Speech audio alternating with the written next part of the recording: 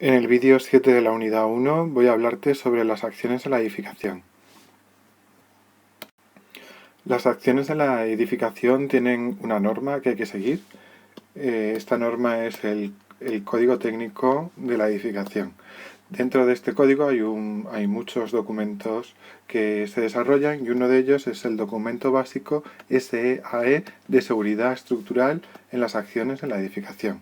Bueno, pues esas acciones que desarrolla la edificación son las que ya debes conocer, los tres grandes grupos que son acciones permanentes, acciones variables y acciones accidentales. Ya hablamos brevemente en otro vídeo que estas acciones permanentes podían ser el propio peso de la estructura, las cargas muertas que gravitasen sobre la estructura, que siendo un edificio podrían ser el pavimento, por ejemplo, y otras como el empuje de tierras en muros. Pero nosotros nos vamos a centrar en estas dos, porque son las dos principales. Como acciones variables tenemos también dos grandes grupos. La sobrecarga, que son las personas o el mobiliario que hay en los edificios, o las acciones climáticas que afectan al edificio, como por ejemplo la nieve, el viento y la temperatura. En este caso nos vamos a centrar solo en la sobrecarga. Y por último, el último grupo de acciones es las acciones accidentales, donde están el sismo, el fuego y otros. Vamos a analizar uno a uno estos tipos de acciones y ver qué valores toman en las acciones de edificación. Vamos a empezar analizando cuáles son las acciones permanentes, que te recuerdo que son aquellas que siempre están sobre la estructura, y vamos a hablar de las dos principales, del peso propio y de la carga muerta. Pues bueno, el peso propio, que evidentemente es una carga permanente porque las estructuras siempre van a pesar lo que ellas representen, siempre va a estar en todos los elementos estructurales, porque todas las vigas, pilares o cualquier elemento pesa y por tanto tendremos que representarla como carga en nuestras estructuras. La siguiente carga permanente que vamos a analizar son las cargas muertas. Estas cargas muertas son debidas al peso que ejercen, por ejemplo, cerramientos, elementos separadores que haya en el edificio, tabiquería, carpinterías, los revestimientos como pavimentos, enlucidos y falsos techos, que son cargas que siempre van a estar en el edificio y que por tanto consideramos cargas permanentes, pero no las vamos a considerar peso propio porque no es el peso de la propia estructura, sino que son cargas que gravitan siempre, pero no son parte de la estructura, cargas muertas. También son cargas muertas, por ejemplo, los pesos de equipos fijos, como pueden ser los de ventilación o de cualquier otra maquinaria que haya en el edificio. Todas estas cargas las podemos definir a través de su densidad. Y te recuerdo que la densidad es el peso del elemento partido por el volumen. ¿Vale? Estas densidades se pueden expresar normalmente en unidades internacionales como kilonewton partido metro cúbico, y el peso como kilonewton porque es una fuerza y el volumen en metro cúbico. No sé si sabrás que la densidad del hormigón armado está en el entorno de 25 kilonewtons metro cúbico. Este es un dato bastante interesante que es bueno que mantengas en la memoria. Expresado en toneladas sería 2,5 toneladas un metro cúbico de hormigón armado. Mientras que la densidad del acero son 78,50 kilonewtons metro cúbico, que expresado en toneladas son 7,85 toneladas metro cúbico. Recuerda, estos números son interesantes que los recuerdes. En esta diapositiva lo que vamos a ver es cómo se aplica el peso propio en una estructura o cómo se aplica la carga muerta en caso de que tengamos su densidad.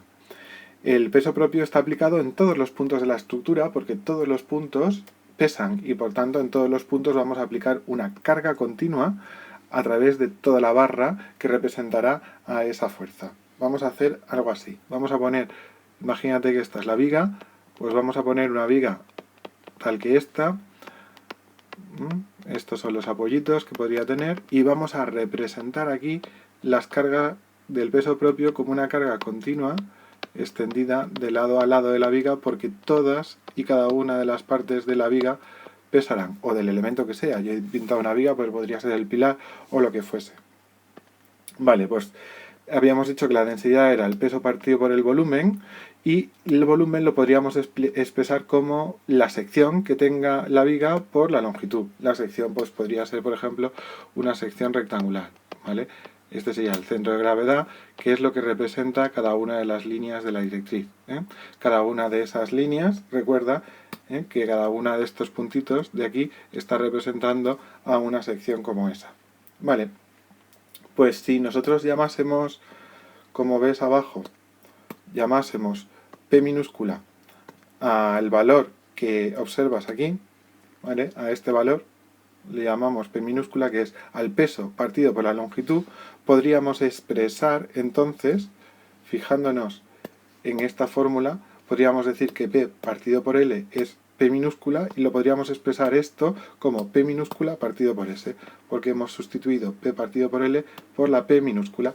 Y ahora, si esta S, que es la superficie de la viga, la pasas al otro lado, la P minúscula la podrías expresar como la densidad por la sección. Esta P minúscula no es más ni menos que el peso por metro de la estructura, es decir, la carga que vamos a poner aquí.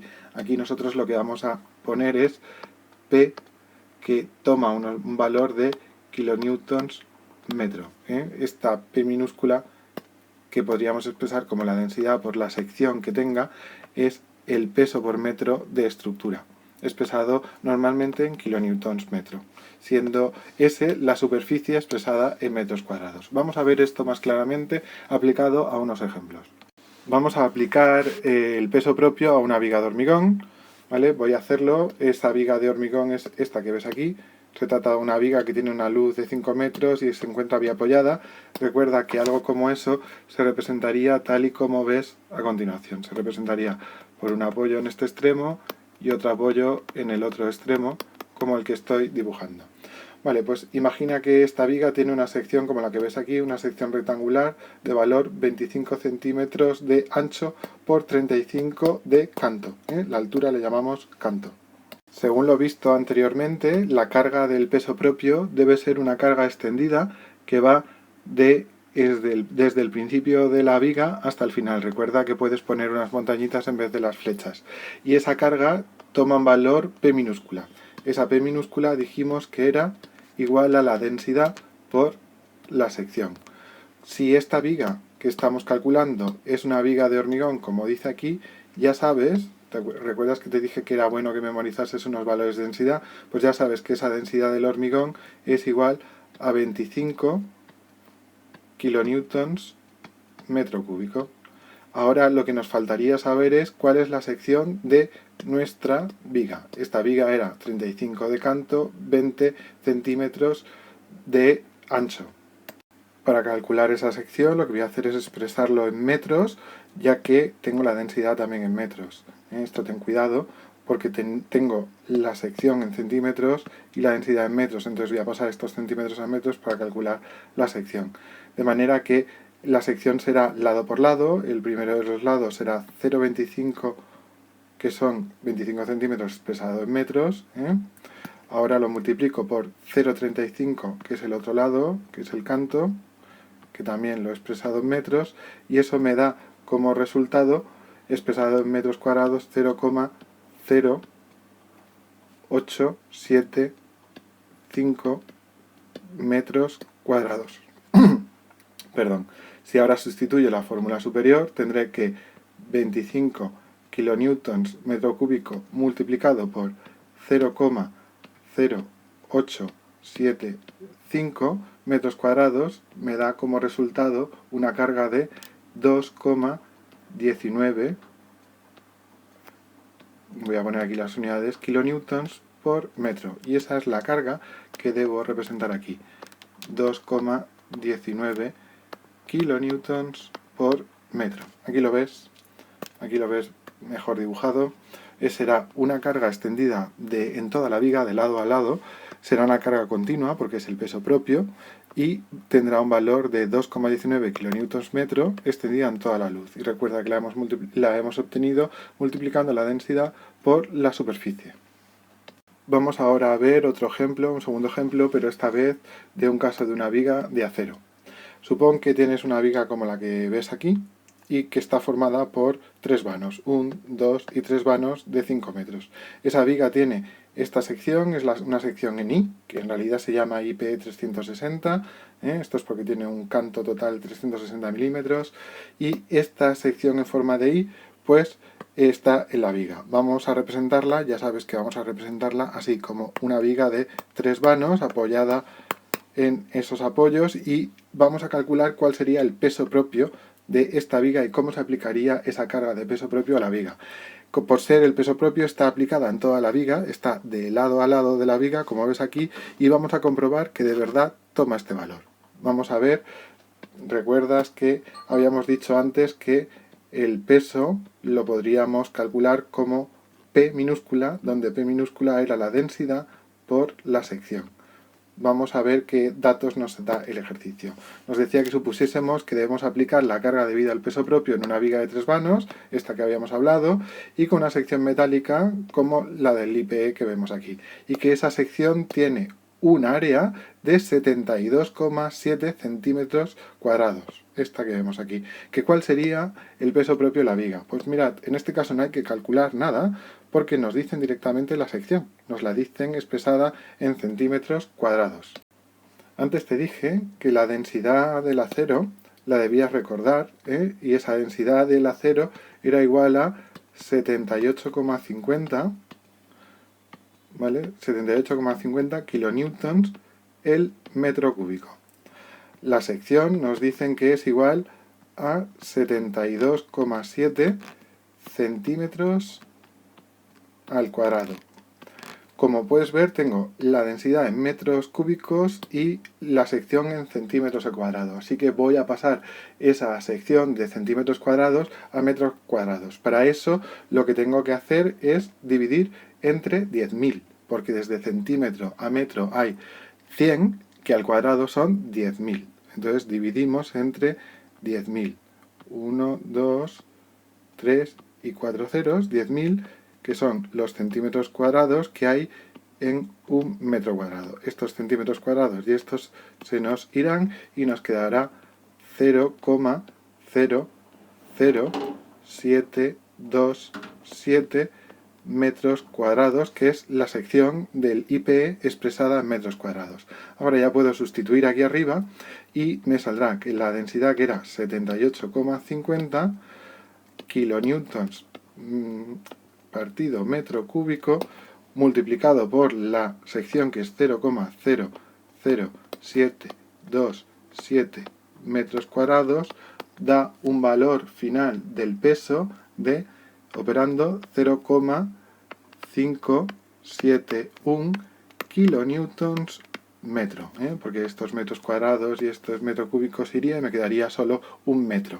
Y esto es lo que ves aquí. La carga sería una carga extendida desde el principio al final, porque es el peso propio y por tanto están todos sus puntos, y sería de valor 0,571 kilonewtons metro. El mismo razonamiento que hemos hecho para calcular el peso propio podríamos usarlo en las cargas muertas. Algo parecido si supiésemos la densidad o la carga distribuida o cualquier otro dato. Vamos a hacerlo para este ejemplo. Un ejemplo en el que tengamos una viga con una tabiquería extendida solo en un tramo. Esta tabiquería está extendida en estos 4 metros y la viga tiene una luz de 5 metros. Esa tabiquería nos dicen que tiene un peso de 300 kilos por metro cuadrado y una altura de 2,4. Lo primero que deberías hacer es, para representar la carga de esa tabiquería, que es evidentemente una carga muerta, porque siempre estará, pero no es parte del peso propio, pues sería representar la viga por sus apoyos y su directriz. Aquí lo tienes. Yo ya he representado esa viga, pongo la luz, también la tienes al lado, pero lo estoy haciendo desde cero, aunque tengas el resultado que daría al lado. Vale, pues ya tenemos representada la viga. Ahora lo siguiente que sería es representar la extensión donde se encuentra la carga muerta. La carga muerta se encuentra extendida en los primeros 4 metros contando desde este extremo. Pues voy a pintar esa carga extendida, que será una carga lineal, desde el extremo de la derecha en los 4 primeros metros, que sería esto que acabo de poner aquí, extendido, como hemos dicho, en los 4 primeros metros, ¿vale? Y lo acoto aquí diciendo que está en esos 4 primeros metros. Ahora yo sé que esta carga tomará un valor P, el que sea, que es el que vamos a calcular. Vamos a ver cuánto vale este valor en el caso de la carga muerta. Si te fijas, teníamos como dato que la tabiquería pesaba 300 kilos por cada metro cuadrado. Y nosotros no queremos expresar eso por metro cuadrado, sino por metro. Queremos dar un valor de kilos por metro, ¿vale? ¿Cómo podemos transformar estos kilogramos a kilogramos metro cuadrado a kilos por metro? Pues simplemente multiplicando por la altura de la tabiquería podríamos transformar esta carga superficial en una carga lineal aquí. Esto se expresaría como P igual a 300 kilos partido por metro cuadrado, que sería la carga de la tabiquería, es como la densidad de esa tabiquería, multiplicada por su altura, que era 2,4 metros.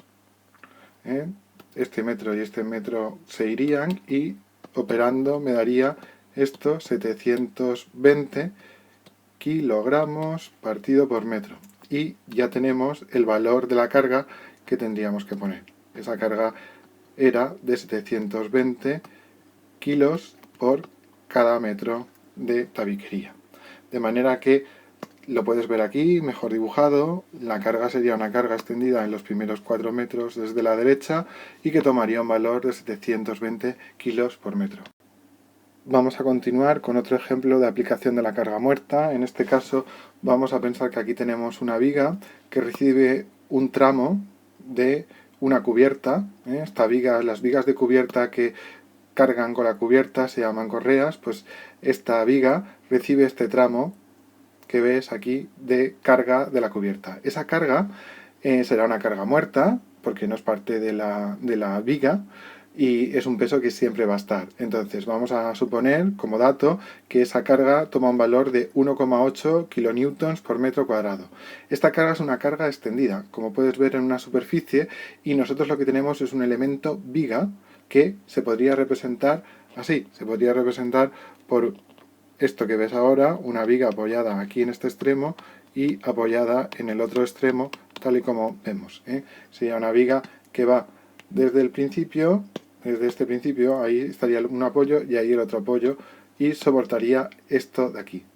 Nosotros no podemos representar una carga extendida en algo lineal. Debemos transformar esta carga extendida en una carga lineal en la viga. Para eso lo que vamos a hacer es multiplicar por el ancho en perpendicular a la viga, el ancho que tenga ese tramo. A ese ancho se le conoce como ancho del paño. Aquí nos dicen como dato que ese ancho en este caso es 2,1. O sea que lo que tendríamos que hacer para transformar y pasar de aquí a aquí es multiplicar el valor de la carga extendida, que es 1,8 kilonewtons partido por metro cuadrado, por el ancho del paño, que nos habían dado aquí como dato, que es 2,1 por 2,1 metros. Y eso al multiplicarlo da 3,78 kilonewtons por metro. Y ya tengo expresada la carga como una carga lineal, ahora solo en la viga que recoge la carga de toda la parte de la cubierta que corresponde a esa correa. Y aquí ves cómo se expresaría. Voy a expresarlo yo aquí abajo también. Se expresaría como una carga continua que va en este caso desde el principio al final, porque la cubierta está sobre toda la viga de la correa, y que toma un valor de 3,78 kilonewtons partido por metro. Bueno, pues, ¿qué hacemos los ingenieros cuando necesitamos un valor? Por ejemplo, yo antes he tenido que poner un valor de una cubierta, de algo. ¿Cómo sé yo cuánto vale eso? Pues el propio código técnico nos dice en una de sus hojas que desarrolla el documento base de acciones de la edificación, nos da diferentes tablas. Aquí he puesto algunas de ellas. Estas tablas no debes saber nada de memoria, simplemente nos sirven a nosotros, a los ingenieros, para saber valores que podemos usar como referencias para nuestras cargas. Por ejemplo, si yo quiero saber cuánto vale el peso de unas baldosas hidráulicas, cuando el paquete total entre baldosa y elementos de colocación suma 7 centímetros, pues será un valor de 1,1 kilonewtons por metro cuadrado el que debo considerar en el forjado que estoy haciendo. De manera que si quieres saber pesos, esto no nos los inventamos, sino que nos referimos a este tipo de tablas que aparecen en la norma. Te recuerdo que aquí no hay nada que aprender, simplemente que sepas que la norma nos da valores de referencia para poder calcular esas cargas en nuestras estructuras. Bueno, pues ya hemos terminado de analizar las acciones permanentes en la edificación y ahora lo que vamos a ver es cómo son las acciones variables también en la edificación. Te recuerdo antes que las acciones variables son aquellas que no actúan permanentemente en la estructura y son variables no solo en el tiempo sino también en la posición, ¿eh? Pueden ocupar una posición u otra en diferentes momentos, ¿eh? Y pueden ir variando tanto en tiempo como en posición. Entenderás la importancia de la variación en tiempo y en posición con unos ejemplos que veremos en unas diapositivas un poco más adelante. Antes, lo que vamos a ver es saber qué tipos de acciones pueden ser variables. Pues pueden ser variables las acciones que vamos a llamar sobrecarga de uso. Esta es aquella que representa a las personas o el mobiliario en los edificios, ¿vale? Porque evidentemente esas personas pueden estar o no estar, o el mobiliario puede estar unas veces aquí, otras veces allá, y esto es variable en tiempo y en posición. Y por tanto, esta es la principal acción variable que vamos a analizar en nuestras estructuras. Y luego todas las acciones climáticas son acciones variables.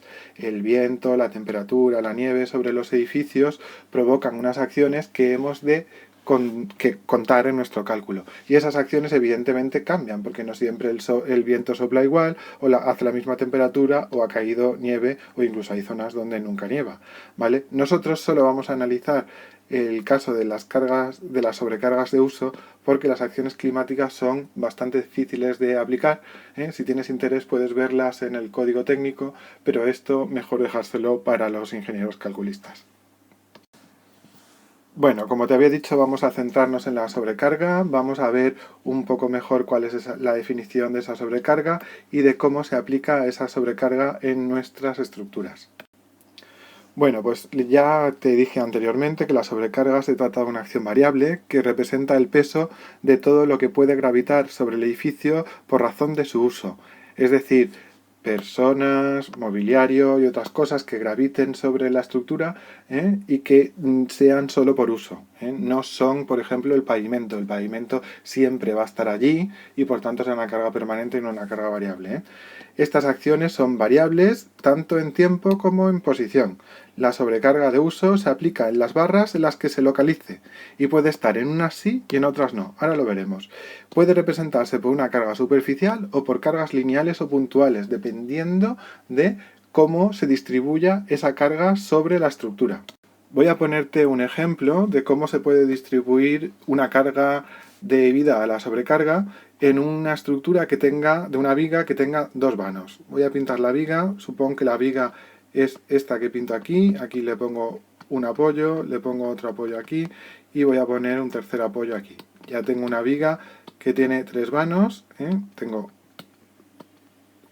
perdón, dos vanos, un primer vano aquí que podría tener 3 metros de luz y otro aquí que pudiese tener otros 3 metros de luz.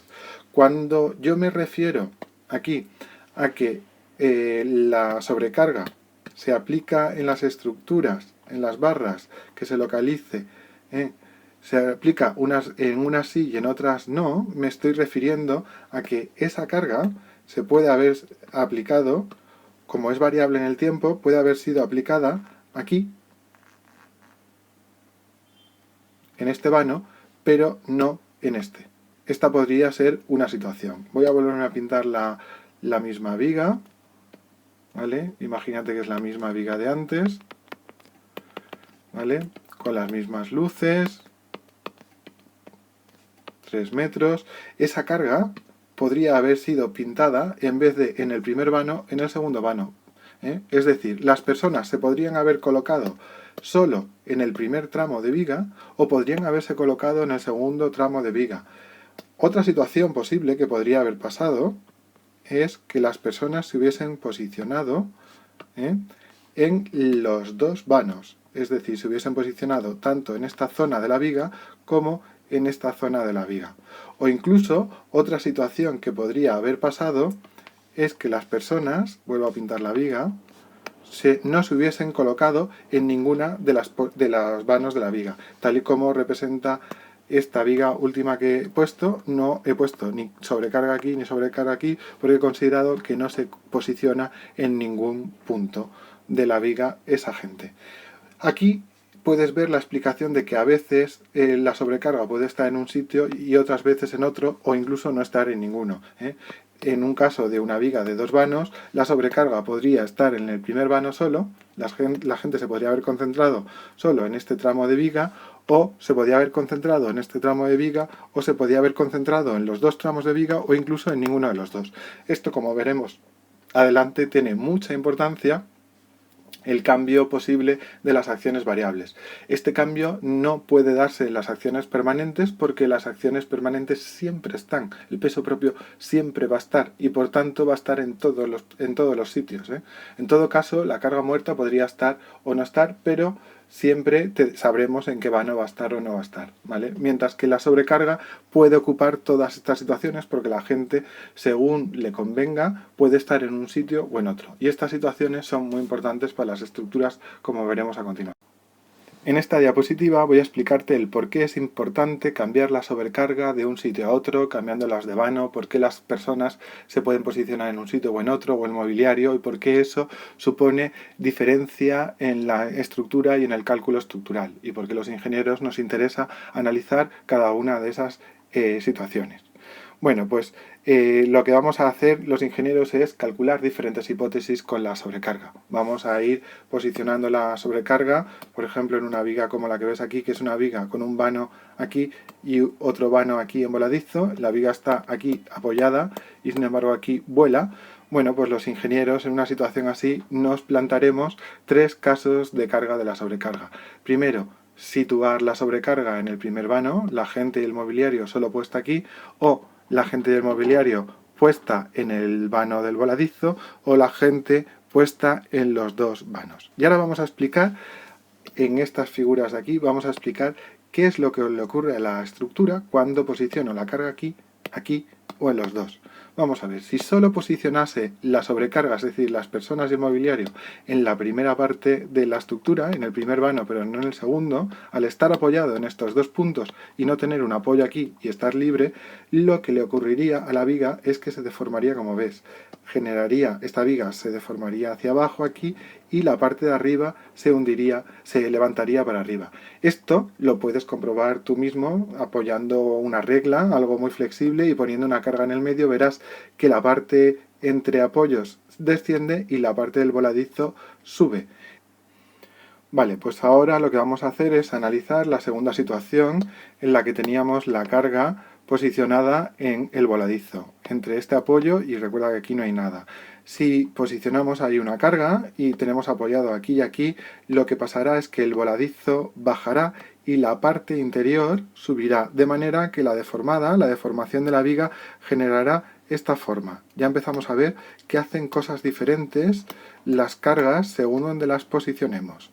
Vamos a ver qué pasará si las ponemos extendidas en toda la situación, en toda la viga, extendidas a sobrecarga tanto en el primer tramo como en el segundo tramo.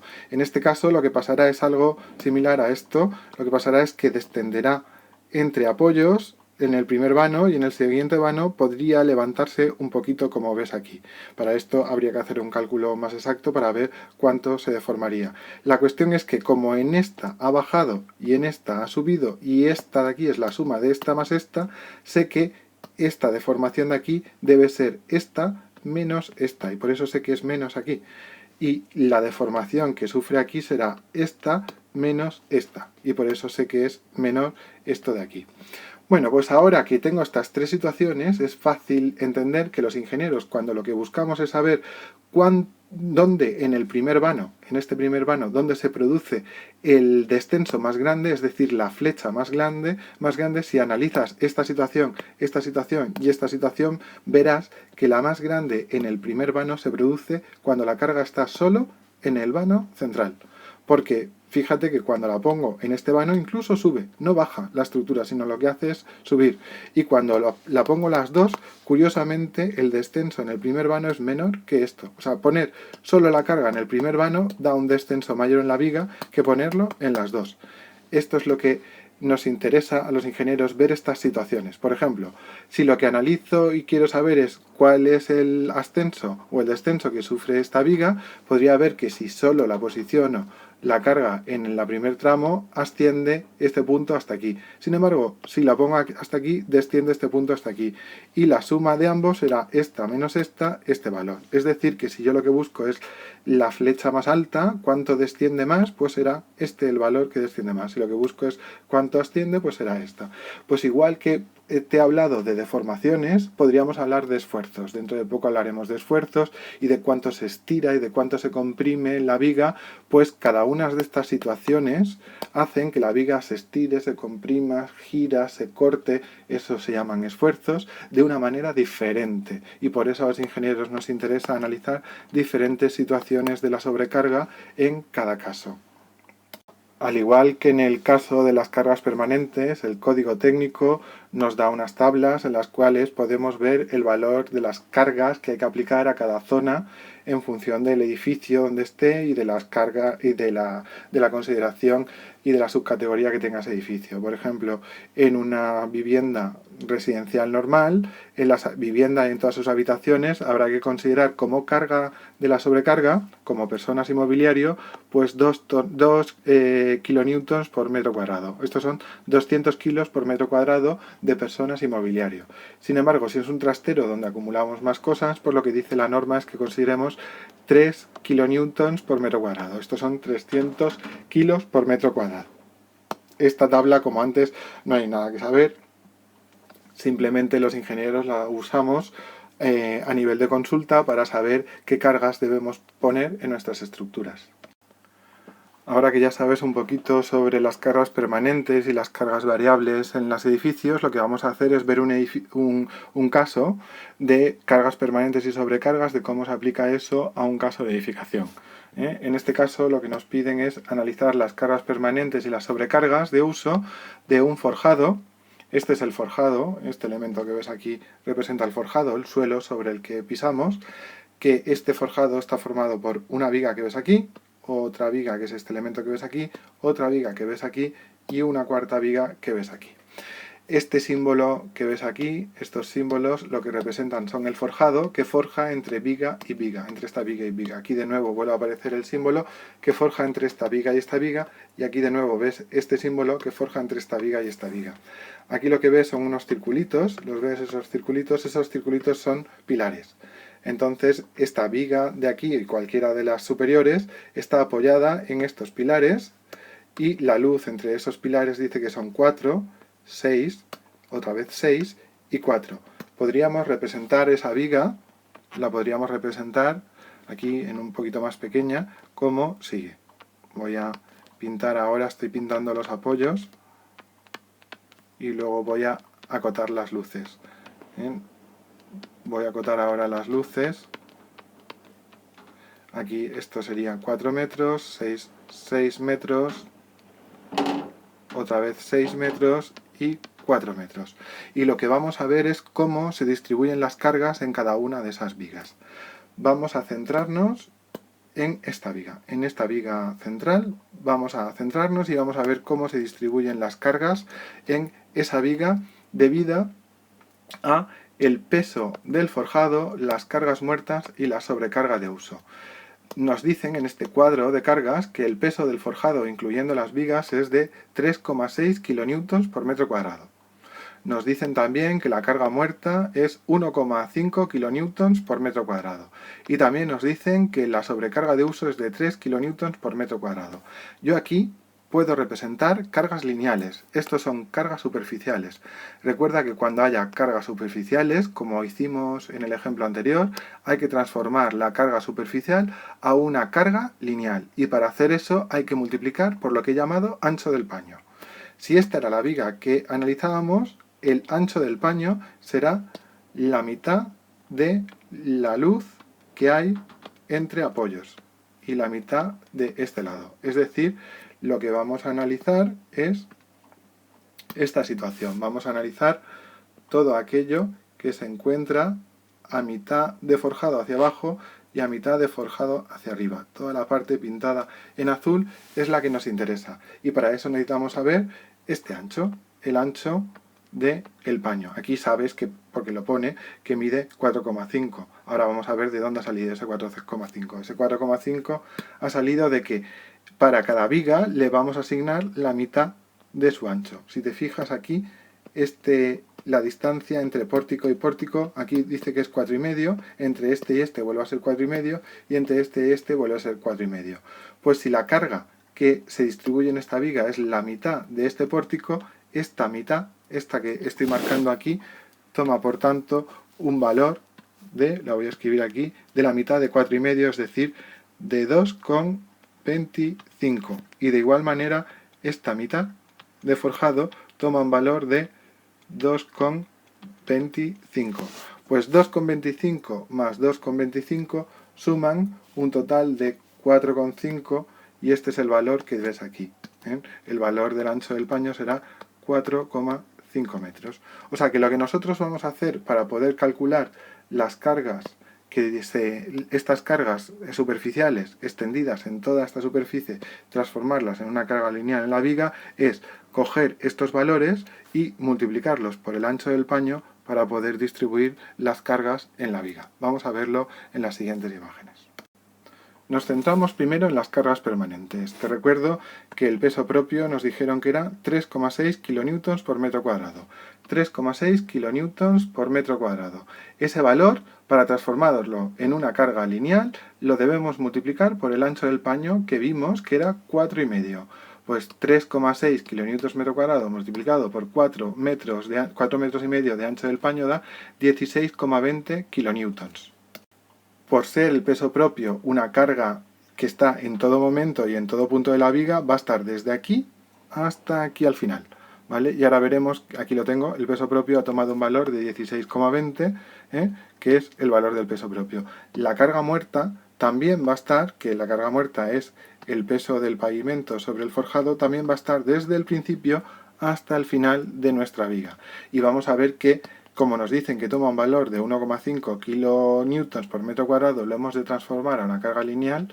Para eso deberíamos multiplicar esa carga superficial por el ancho del paño que calculamos antes, que es 4,5. Pues 1,5 por 4,5 nos da 6,75 peso propio más carga muerta, 16,20 que nos había salido el peso propio, 6,75 que nos ha salido la carga muerta, 22,95 sería la suma de cargas permanentes que van desde el principio hasta el final. Y estas cargas siempre estarán en la estructura y siempre los ingenieros tendrán que calcularla en cualquier hipótesis que se planteen, porque siempre la estructura va a pesar lo que pese y siempre va a estar el peso del pavimento sobre ella y se representa por una carga lineal como la que ves. Ahora, en la siguiente diapositiva, vamos a ver cómo representar la sobrecarga. Esta sobrecarga de uso, cómo representarla. Recuerda que esa sobrecarga de uso es un poquito más complicada porque esa varía en posición y en lugar dependiendo del tiempo y de dónde se coloque la gente o el mobiliario. Vamos a verlo con imágenes. La sobrecarga de uso, sabíamos que tomaba un valor de 3 kN metro cuadrado.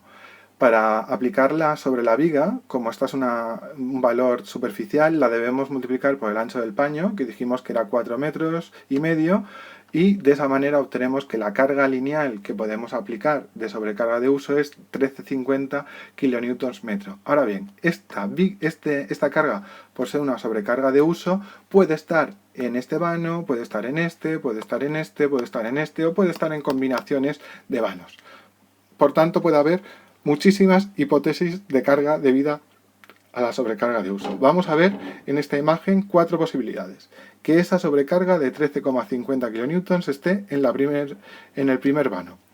Siguiente posibilidad, que esté esa carga en el segundo vano, entre estos dos pilares, o que esa sobrecarga esté en el tercer vano, entre estos dos pilares, o incluso que esté en este último vano, la sobrecarga, pero no esté en los demás vanos. Puedes pensar que estas son las únicas hipótesis de carga que hay, pero te equivocarás. Hay más hipótesis de carga diferente que vamos a ver en la siguiente imagen. Otras hipótesis de carga que te puedes encontrar serían la posibilidad de que la sobrecarga, es decir, las personas o los mobiliarios, se centren en el primer vano y en el segundo vano de la estructura, o que se centren en el primero y en el tercero, o en el primero y en el cuarto, o en el segundo y en el tercero, o en el tercero y en el cuarto. Puedes volver a pensar que se han acabado las hipótesis de cálculo. Pues no, todavía quedan más variantes de dónde pueden posicionarse diferentemente la sobrecarga de uso, es decir, las personas y el mobiliario. Vamos a verlo en la siguiente y con eso terminamos las posibles posiciones de esta carga. Aquí vemos las últimas hipótesis de carga.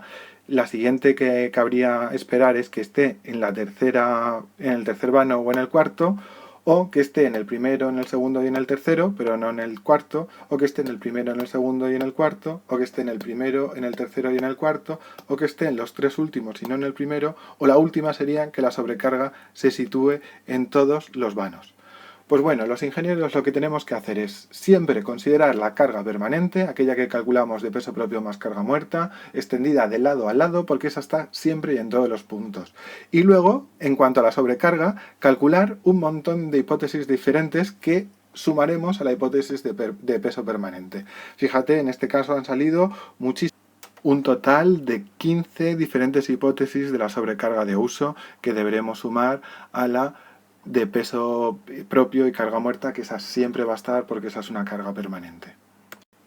Para terminar con las cargas aplicables en un edificio, las últimas de ellas serían las acciones que hemos definido como acciones accidentales. Estas acciones accidentales son aquellas que se representan en la estructura con muy baja probabilidad y de manera fortuita. Son, por ejemplo, el impacto de un vehículo, el incendio o el sismo. Todas estas acciones no las vamos a considerar en este curso por ser de muy difícil aplicación, y las dejamos para los ingenieros que se especializan en el cálculo estructural. Pero, como resumen, podrías tener en mente que los ingenieros cuando calculan una estructura se enfrentan a tres tipos de acciones. Las permanentes, que siempre están, las variables que pueden estar o no pueden estar, como la sobrecarga de uso, o las accidentales, que se presentan muy pocas veces, como son el sismo, el incendio o el impacto de un vehículo. Como viene siendo habitual, te recomiendo que practiques con las cuestiones y ejercicios de autoevaluación que puedes encontrar al final de los apuntes que tienes en el libro, y en este caso podrías practicar con las cuestiones número 16 y 17 de la autoevaluación.